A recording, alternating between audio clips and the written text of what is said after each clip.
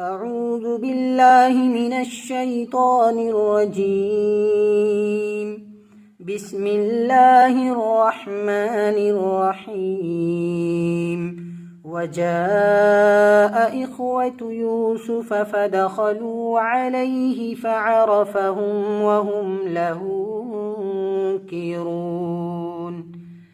ولما جهزهم بجهازهم قال أتوني بأخ لكم من أبيكم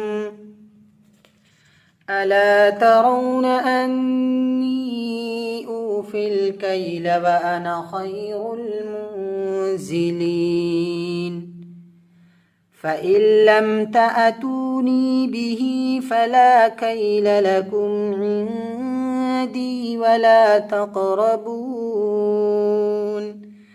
قالوا سنراود عنه أباه وإنا لفاعلون. وقال لفتيانه اجعلوا بضاعتهم في رحالهم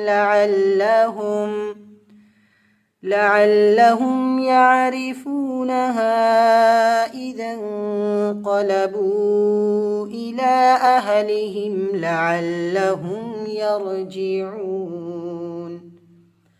فلما رجعوا إلى أبيهم قالوا يا أبانا منع منا الكيل فأرسل معنا أخانا نكتل وإنا له لحافظون. قال هل آمنكم عليه إلا كما أمنتكم على أخيه من قبل فالله خير حافظا وهو أرحم الراحمين. ولما فتحوا متاعهم وجدوا بضاعتهم ردت إليهم قالوا يا أبانا ما نبغي هذه بضاعتنا ردت إلينا ونمير أهلنا ونحفظ أخانا ونزداد كيل بعير ذلك كيل يسير. قال لن أرسله معكم حتى تؤتون موثقا من الله لتأتونني به إلا أن يحاط بكم. فلما آتوه موثقهم قال الله على ما نقول وكيل.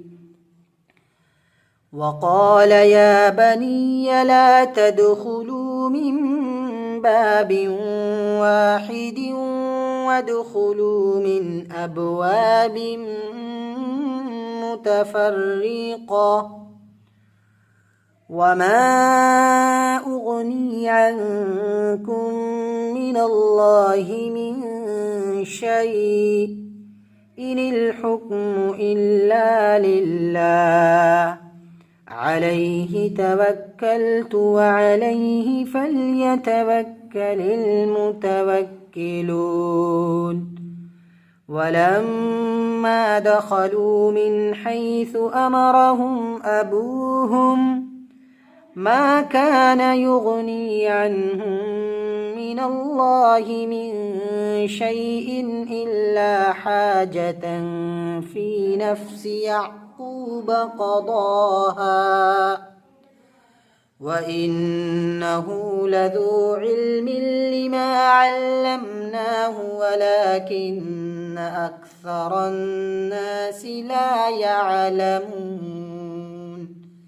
صدق الله العظيم.